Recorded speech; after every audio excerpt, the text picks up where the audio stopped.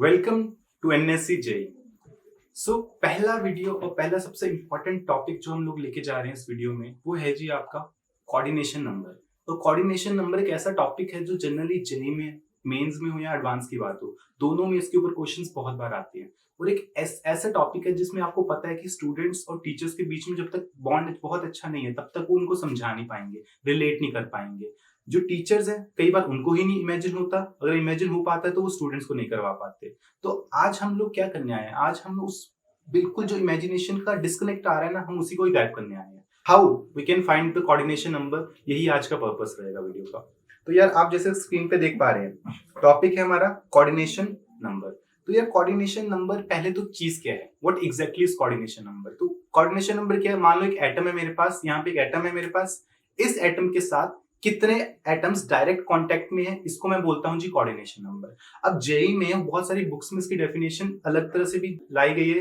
वो क्या बोलते हैं कि बेसिकली किसी पर्टिकुलर डिस्टेंस पे कितने एटम्स हैं उनको कोऑर्डिनेशन नंबर के हिसाब से वो डिफाइन कर देते हैं। तो कुछ भी हो, चाहे जैसे मर्जी डेफिनेशन हो, हम क्या करेंगे, हम सिर्फ डिस्टेंस के बेसिस पे इसको डिफाइन करेंगे। तो डिस्टेंस पे जैसे आप देख रहे हो, जो आपका टॉपिक था आज का, जैसे स्क्रीन पे आ रहा है आपको दिख रहा होगा, how to find coordination number by looking at distance only.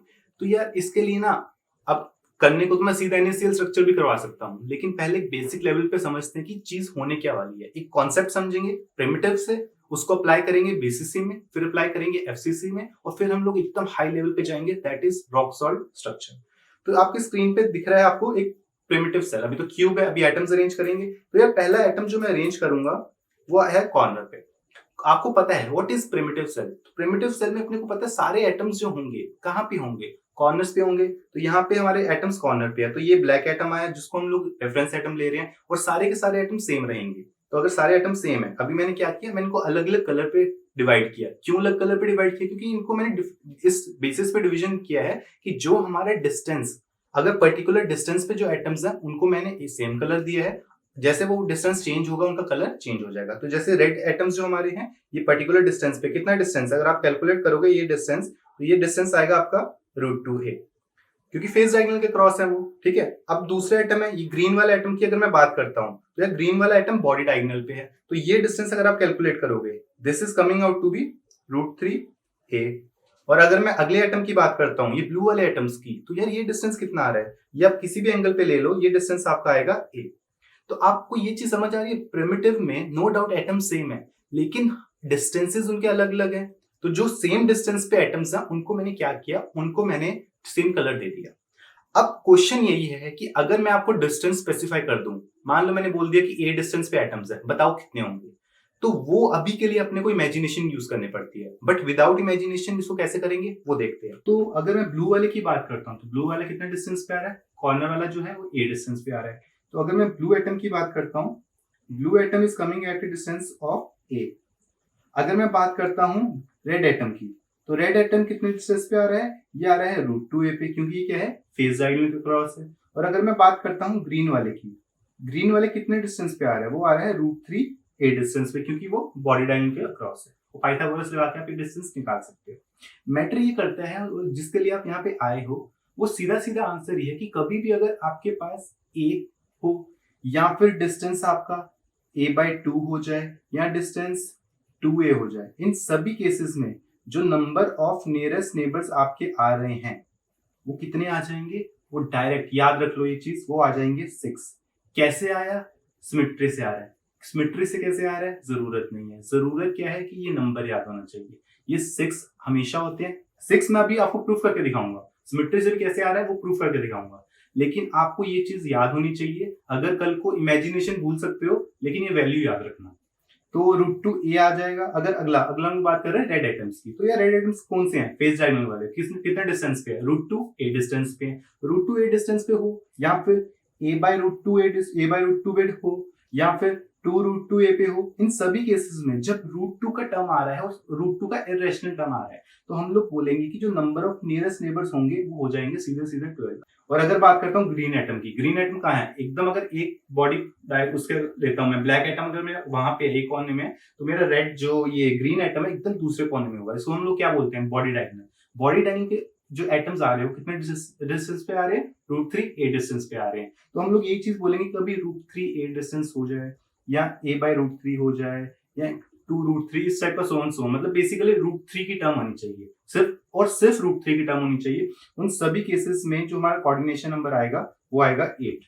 और अगर इनके अलावा कुछ आ जाए, इनके अलावा कभी कुछ भी आ सकता है, तो उन केसेस में रैंडम अरेंजमेंट में लिख रहा हूं नाम से, रैंडम में आप सीधा सीधा जैसे डिस्टेंस आ जाते हैं √5/2a आ सकता है आपके पास, या √3/2a, ये डिस्टेंसेस आपके पास आ सकते हैं क्यूब्स में। इन सभी केसेस में आपका कोऑर्डिनेशन नंबर हो जाएगा सीधा सीधा 24।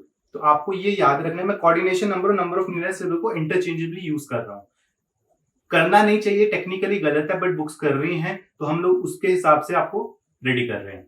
तो ये तो हो गया सिंपल इनका टेबल। अब इसके बेसिस पे मैंने एक टेबल बनाया है यहाँ पे 1। तो ये होगा कौन सा, कॉर्नर एटम के रिस्पेक्ट में बात करता हूँ। कॉर्नर एटम कितने डिस्टेंस पे था, ए पे था, या डिस्टेंस 2a हो सकता है या a/2 हो सकता है, कोई भी हो सकता है। मैंने अभी बस एक कॉर्नर को स्पेसिफाई कर दिया, वो ए डिस्टेंस पे था। इसमें कितने आ रहे हैं, 6 आ रहे हैं। अगर मैं बात करता हूँ फेस वाले की, तो यार फेस वाला कितने पे आ रहा था, वो √2a पे आ रहा था, या फिर ये a/√2 पे भी हो सकता है, या 2√2 सो एंड सो ऑन। उन सभी टर्म्स में आपका 12 आ जाएगा। नेक्स्ट इज, अगर मैं बात करता हूँ किसकी, जो हमारा बॉडी वाला आ रहा था, तो बॉडी वाला जो ग्रीन कलर में था ना, तो बॉडी वाला किस डिस्टेंस पे था, वो √3a डिस्टेंस पे था। √3a हो जाए या a/√3 हो जाए या 3√3 हो जाए, बेसिकली √3 की टर्म चाहिए। इन सभी केसेस में जो आपका डिस्टेंस आएगा वो आ जाएगा, नंबर ऑफ नेबर्स 8 आ जाएंगे। नेक्स्ट आपका है रैंडम, कोई इसके अलावा कुछ आ जाए। जनरली जो क्यूब्स में हमारे आते हैं वो ये डिस्टेंस आते हैं, √5a/2 आ सकता है, √3/2a आ सकता है, so and so on. In cases में आपका जो नंबर ऑफ नेबर्स होंगे, नियरेस्ट नेबर्स, वो 24 होंगे। अब डायरेक्ट क्वेश्चन में डिस्टेंस निकालना आंसर आ जाएगा, क्योंकि दो ही टाइप के क्वेश्चन आ सकते हैं। या तो डिस्टेंस पूछेगा कि कितने डिस्टेंस पे कितने नेबर्स हैं, डिस्टेंस आपको पता है, आंसर निकाल लोगे। या पूछ लेगा कि इसका क्लोजेस्ट कौन सा है, क्लोजेस्ट का डिस्टेंस निकाल लेना, उससे डायरेक्ट आंसर लेते हैं। तो इसमें आई होप किसी को दिक्कत नहीं होगी। अब यार मामला क्या है कि आप में से बहुत लोग इसको जब तक इमेजिनेशन नहीं करोगे तब तक मानोगे नहीं, तो ठीक है आज इमेजिनेशन करवा देते हैं। तो यार यहाँ पे मैं प्रिमिटिव सेल ले रहा हूँ, ये रहा मेरा प्रिमिटिव सेल। इस प्रिमिटिव सेल में मैं कुछ एटम्स ड्रॉ करता हूँ आपके लिए। ये लो, पहले इसमें ड्रॉ करने, एक तो यहाँ कॉर्नर होगा, एक यहाँ होगा, एक आपका यहाँ एटम होगा। मैं स्पेसिफिक एटम्स ड्रॉ कर रहा हूँ जो उससे ए डिस्टेंस पे है। तो ये इस वाले एटम के लिए रेफरेंस एटम कौन सा है, जो ये वाला। इस रेफरेंस एटम्स के लिए ये सारे एटम्स जो अभी मैंने ड्रॉ किए, ये कितने डिस्टेंस पे है, ये आपका ए डिस्टेंस पे है, ये वाला भी आपका ए डिस्टेंस पे। जितने एटम्स आपको मैं ड्रॉ कर रहा हूँ ए डिस्टेंस पे मिल जाएंगे। इसके अलावा और भी एटम्स है ए डिस्टेंस पे। कौन से हैं ये देखो, एक आपका ये वाला एटम भी ए डिस्टेंस पे होगा, एक इसके ऊपर भी एक एटम होगा, और एक इतने से अगर आप पीछे जाओगे तो पीछे भी आपको एक ए डिस्टेंस पे एटम मिल जाएगा। तो हमारे कौन कौन से एटम्स हो गए, अगर आप ध्यान से देखोगे, एक तो आपका ये वाला आ गया ऊपर की तरफ, एक इधर आ रहा है, एक दो, ये 3 हो गए, 4 5 और ये 6, ये सारे ए डिस्टेंस पे हैं। तो बेसिकली आपने एक चीज रियलाइज की, ए डिस्टेंस पे कितने आएंगे, ए डिस्टेंस पे हमेशा 6 आएंगे। इस चीज का ध्यान रखना। आपको मैंने इमेजिन करवा के भी दिखा दिया, आपको लेकिन इमेजिनेशन नहीं भी करनी, आप सीधा भी बता सकते हैं। नेक्स्ट अगर आप ध्यान दो तो यार यहाँ पे क्या डिस्टेंस है, ये डिस्टेंस कितना था, बॉडी वाला जो √3a डिस्टेंस पे आ रहे थे, √3a डिस्टेंस पे कितने आ रहे हैं, √3a डिस्टेंस पे आपके 8 आ रहे हैं। 8 कैसे आ रहे हैं, तो 8 के लिए मैं सीधा सीधा आप इसी में देखते हैं, ये आपका है कौन सा, बॉडी सेंटर्ड क्यूबिक सेल। तो अगर मैं बॉडी सेंटर्ड क्यूबिक सेल लेता हूं तो ये डिस्टेंस कितना आ रहा है, ये डिस्टेंस मेरा आ रहा है √3a/2। और जब भी √3a/2 डिस्टेंस आता है, हमने कितना डायरेक्ट बोला था कि नंबर कितने आएंगे, नंबर आ जाएंगे 8। और 8 कौन से होंगे, अगर मैं ब्लू वाले के रिस्पेक्ट में बात करता हूँ, ये 8 कौन से होंगे, ये जो कॉर्नर्स पे आपको ब्लैक दिख रहे हैं, ये सभी के साथ डायरेक्ट कॉन्टेक्ट में है, तभी बीसीसी बनता है। अगर डायरेक्ट सबके साथ कॉन्टेक्ट में है तो सीधा सीधा आप लिख सकते हो उसका नंबर 8।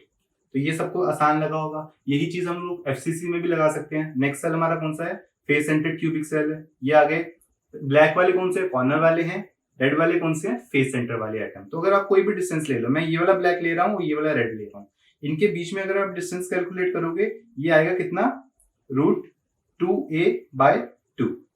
और अभी हमने कैलकुलेट किया था, इसको डायरेक्ट कितने एटम्स छू रहे थे, इसको डायरेक्ट टच कर रहे थे 12 एटम्स। कौन से 12, यहाँ पे भी आपको 80 दिख पाएंगे, वो मैं आपको दिखा देता हूँ। 1 2 3 4, ये 5, ये 6, ये 7 और ये 8, इनको डायरेक्ट कांटेक्ट में है यहाँ पे। ऐसा ही एक सेल इधर भी बना होगा, उनके भी 4 फेस सेंटर एटम्स के साथ वो कांटेक्ट में होगा।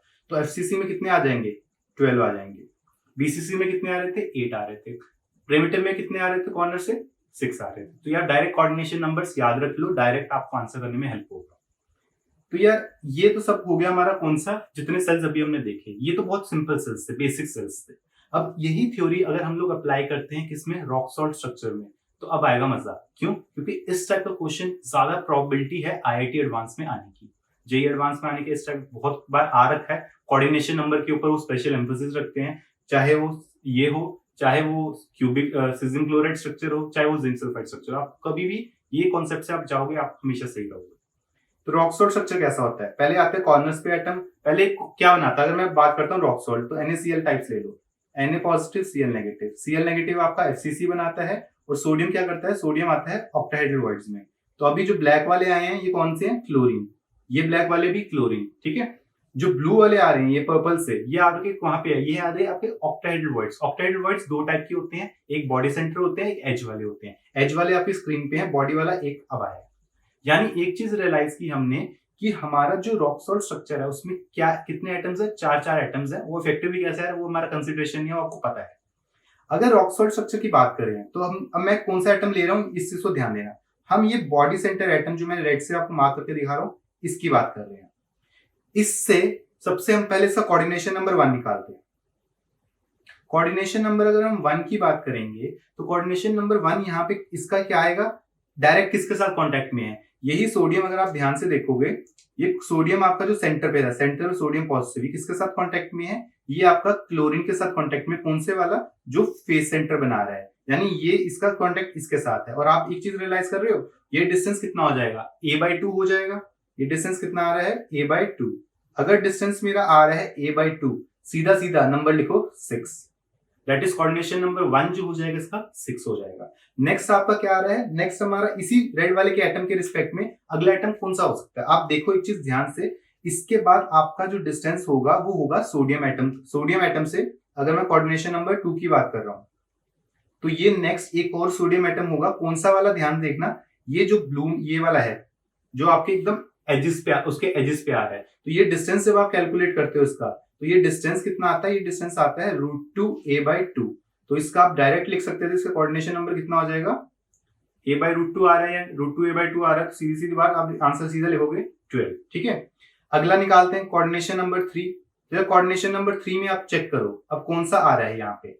अब इसके बाद हमारा क्लोरीन आ रहा होगा, क्लोरीन आएगा ना। अब नेक्स्ट सोडियम के लिए कौन सा थर्ड वाला आएगा नेबर? वो आएगा क्लोरीन। ये क्लोरीन कौन सा है? ये ध्यान से देखो, ये जो कॉर्नर्स पे आपका ब्लैक वाला क्लोरीन है, तो ये कितने डिस्टेंस पे आएगा? ये डिस्टेंस पे आएगा √3 a/2 पे। यहां से डायरेक्ट √3 की टर्म आ गई तो सीधा कोऑर्डिनेशन नंबर लिख दो आप 8। तो ऐसे आप डिस्कशन कंटिन्यू कर सकते हो। आप अभी तो हमने 3 तक किया, आपको मैं फर्दर 4th और 5th भी निकाल के दिखाता हूँ। 4th समझने के लिए मैंने डायग्राम बना रखा है, यहाँ पे देखो यार। 4th के लिए हम लोग क्या करेंगे, ये स्ट्रक्चर्स अगर सोडियम क्लोराइड इमेजिन करते हो, ठीक है, तो यहाँ पे मैं सोडियम के एटम्स बना देता हूँ। यहाँ पे एक बॉडी सेंटर एटम है हमारे पास, कौन सा? Sodium positive. आपने देख लिया इसी सेल में। अगर मैं सिर्फ इस सेल की बात करता हूँ, इस सेल में मेरे सारे नेबर्स आ गए। जो 4th नेबर होगा सोडियम का, इस सोडियम के लिए जो नेक्स्ट हमारा सोडियम आ रहा है वो कौन सा आ रहा है? नेक्स्ट वाले सेल का बॉडी सेंटर, ये वाला जो एटम है, ये कितना डिस्टेंस पे आ रहा है? ये डिस्टेंस अगर आप कैलकुलेट करोगे तो ए आ रहा है। अगर ए आ रहा है तो कोऑर्डिनेशन नंबर मेरा जो 4th हो जाएगा वो कितना हो जाएगा? It will come out to be, a पे कितने आ जाते हैं? 6 आ जाते हैं। और अगर मैं बात करूं नेक्स्ट एटम की, तो कोऑर्डिनेशन नंबर 5 अगर मुझे कैलकुलेट करना है तो वो सोडियम वाले के लिए कौन सा हो जाएगा? इस सोडियम के लिए जो सेंटर पे है हमारा सोडियम, उस सोडियम के लिए जो नेक्स्ट एटम आएगा, आपको मैं दोनों हाईलाइट करके दिखा देता हूँ। इस सोडियम के लिए जो नेक्स्ट एटम आएगा वो हमारा आएगा ये वाला क्लोरीन। तो अगर आप डिस्टेंस कैलकुलेट करना चाह रहे हो, यहां से आप अगर आप जाओ तो ये डिस्टेंस यहां से ये, यहां से ये और यहां से ये जब डिस्टेंस आप कैलकुलेट करोगे ये आएगा a, ये आएगा a/2। ये डिस्टेंस जब आप कैलकुलेट करोगे ये डिस्टेंस आएगा √5 a/2। जब भी √5 का टर्म आ जाएगा सीधा सीधा कोऑर्डिनेशन नंबर आप लिख दोगे 24।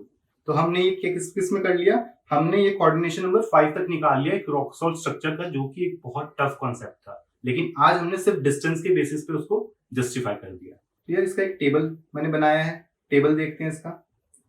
तो यहाँ पे अगर सीरियल नंबर 1 लिखता हूँ तो एटम कौन सा था, सोडियम के लिए कौन सा वाला था, क्लोरीन। वो कौन से डिस्टेंस पे आ रहा था, डिस्टेंस आ रहा था a/2, तो नंबर कितने आ जाएंगे उसके, 6।